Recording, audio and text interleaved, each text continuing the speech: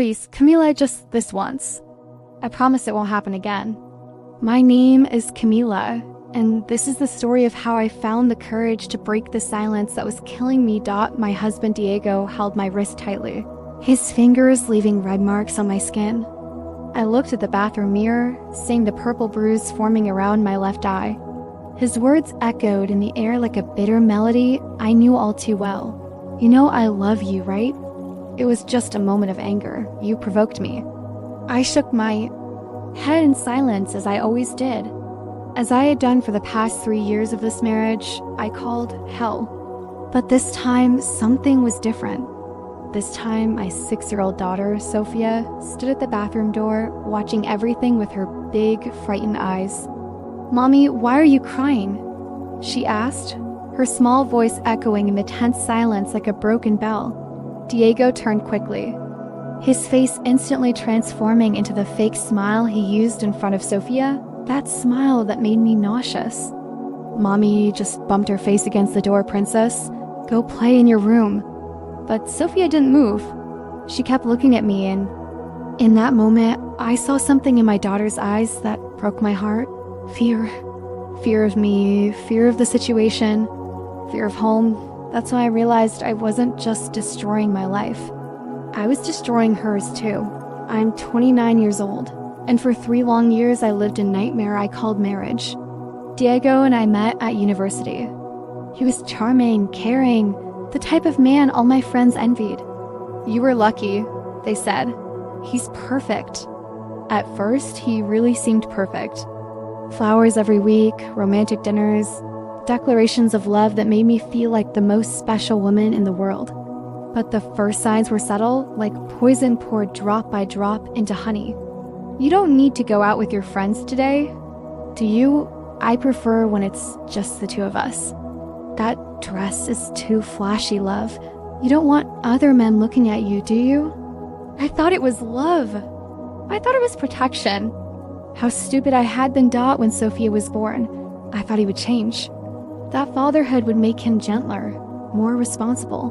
For a few months, it was like that. Diego was an affectionate father, a caring husband. But then the financial pressures began. Diego had lost his job, and his frustration grew every day like a malignant tumor. I worked as a nurse in a hospital, doing double shifts to support the family. "It's humiliating," he said. "My wife working while I stay home like a useless person." The first time he hit me, Sofia was 2 years old. It was a slap in the face after an argument about money. He cried afterward, apologized 1,000 times, promised it would never happen again. I believed him. I wanted to believe him, but it happened again and again and again. The episodes became more frequent and more violent. Diego developed a precise pattern. He would explode over any insignificant reason, assault me, then spend days being the perfect husband until the next explosion. "You left the dishes in the sink," he would scream. "You don't respect this house. You arrived 5 minutes late from work. Who were you with? Sofia is crying because of you. You're a terrible mother." Every accusation was accompanied by pushes, slaps, or something worse. I learned to walk on eggshells to predict his moods, to hide when I saw the signs of an impending explosion. The worst part was that he never hurt me in visible places when I had to work. Diego was calculating. He knew exactly where to hit so no one would see. "If you tell anyone," he would whisper in my ear after assaulting me, "I'll leave and you'll never see Sofia again. No judge will give custody to a mother who can't even take care of herself." My parents, Lucia and Roberto, knew something was wrong, but they never asked directly. When I appeared with a bruise or a cut, I always had an excuse ready. I fell off. My bike. I hit the closet door. I slipped in the bathroom. They exchanged worried looks, but never insisted. I think they were afraid of the truth that my younger sister, Julia, was more direct. "Camila, is Diego hurting you?" she asked me one day when I appeared with my arm bandaged. "Don't be ridiculous," I replied quickly. "Diego loves me. He would never do that." But Julia didn't believe it. She began paying more attention, asking questions, trying to visit me more frequently. Diego hated this. "Your sister is trying to destroy our marriage," he said. "She's jealous of our happiness." Little by little, he isolated me from everyone. I could no longer go out with friends, visit my family alone, or have any social life. My world was reduced to work, home, and Diego. Julia, who worked as a social worker, began giving me subtle advice on how to document domestic abuse. "If someone I know is going through this," she would say, "I would tell that person to photograph the bruises, keep torn clothes, note dates and times." Initially, I resisted the idea. Documenting meant admitting I was being abused. It meant accepting that my marriage was a lie. But after the episode where Sofia saw me in the bathroom, something changed. I began secretly taking photos. I kept bloodstained clothes. I noted every episode in a diary hidden in my hospital locker. March 3rd, Diego pushed me against the wall because dinner was cold. Bruise on my back. March 15th, he punched me in the stomach because Sofia was crying. He said it was my fault for being an incompetent mother. March 28th, he pulled my hair and threw me to the ground. Sofia saw everything. It was this last entry that made me realize I wasn't just being a victim. I was allowing my daughter to become a victim too. The last straw happened on a Thursday evening. I had returned from the hospital exhausted after a 12-hour shift. Sofia had a fever and was crying continuously. "Do something," Diego screamed. "I can't stand this noise anymore." "She's sick, Diego. She needs affection, not screaming." "Don't tell me how to take care of my daughter." He lunged toward me, but this time, Sofia was in the middle. In the impulse to protect me, she stood in front of him. "Don't hurt Mommy," she screamed with her little 6-year-old voice. Diego stopped, looking at Sofia with an expression I had never seen before. For a moment, I thought he would finally understand what he was doing, but then he pushed Sofia aside with such force that she fell and hit her head against the edge of the table. The sound of the impact echoed through the room. Sofia began to cry, blood flowing from a cut on her forehead. "Look what you did," Diego screamed at me. "If you hadn't provoked me, none of this would have happened." In that moment, something inside me broke definitively. It wasn't about me anymore. It was about Sofia. It was about protecting my daughter from a monster I had allowed into our lives. While cleaning the blood from Sofia's forehead, I whispered in her ear, "Mommy will take us away from here, my love. I promise." Diego had left the house, as he always did after a violent episode. He would return in a few hours with flowers and apologies, hoping I would forgive him once again, but this time would be different. I took my cell phone and called Julia. "Julia, I need your help now." "Camila, what happened?" "He hurt Sofia." My voice broke. "He hurt our baby." There was silence on the other end. Then, "I'm coming. Don't leave the house. I'll call the police." "No," I screamed. "Not yet. I need a plan. If he finds out I called the police before Sofia and I are safe, Okay, but I'm coming now. And we'll solve everything today." Julia arrived in 20 minutes, accompanied by her colleague Marina, who is a lawyer specializing in domestic violence. "Camila," Marina said gently, "I know this is difficult, but I need you to tell me everything. Every detail, every episode. We'll build a solid case." I showed them my secret diary, the photos of bruises, the preserved clothes. Marina analyzed everything with a professional eye.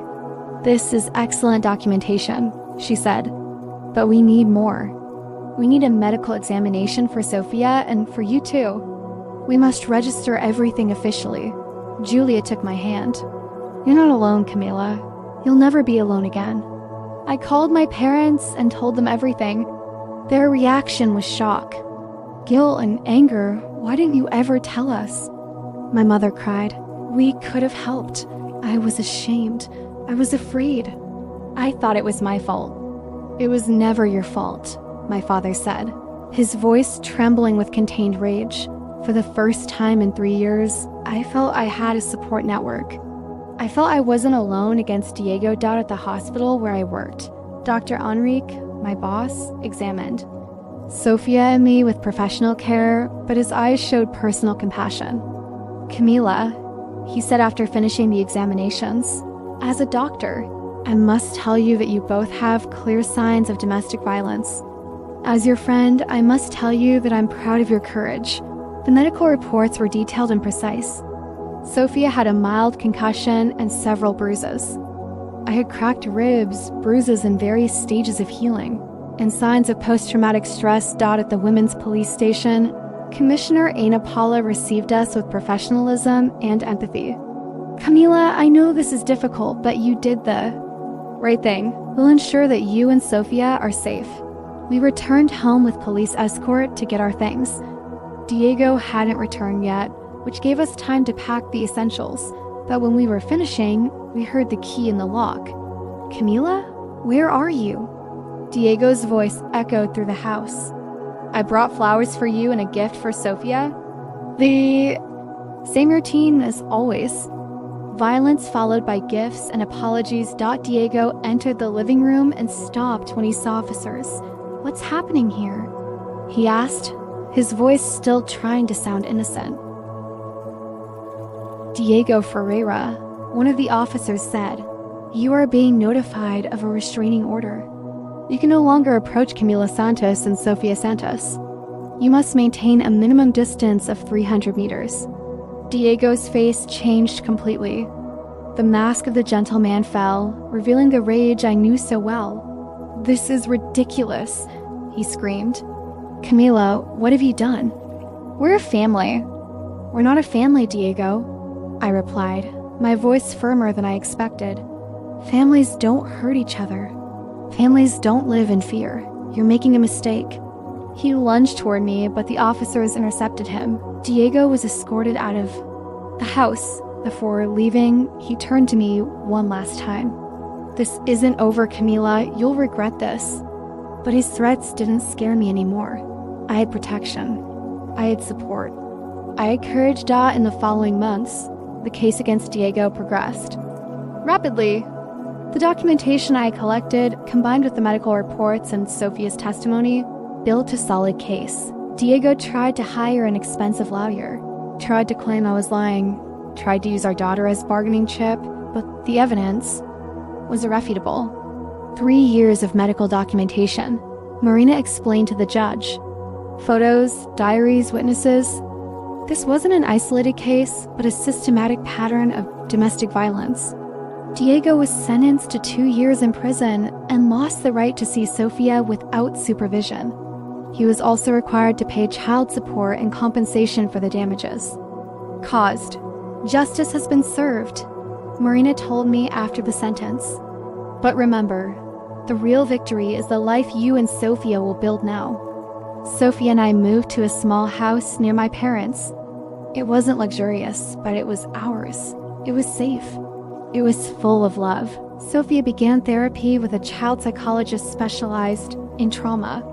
Little by little, she returned to smiling, playing, being a child. Mommy, she told me one day, now our house is happy, right? Yes, my love, now our house is happy. I also went to therapy. I learned that the violence was never my fault. I learned to recognize the signs of abusive relationships. I learned to value myself. I returned to having friends, going out, laughing. Simple things I had forgotten how to do today. 2 years later, I work not only as a nurse, but also as a volunteer at a shelter for women victims of domestic violence. Your story gives hope to other women, the shelter coordinator told me.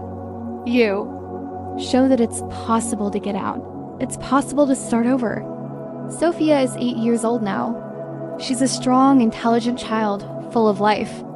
Sometimes she still has nightmares, but she's learning that not all men are like Diego. Mommy, she asked me the other day, do you think you'll get married again? Maybe someday, my love, but only with someone who treats us with affection. Someone who never raises their voice, never raises their hands. Someone who makes us laugh. Yes, someone who makes us laugh.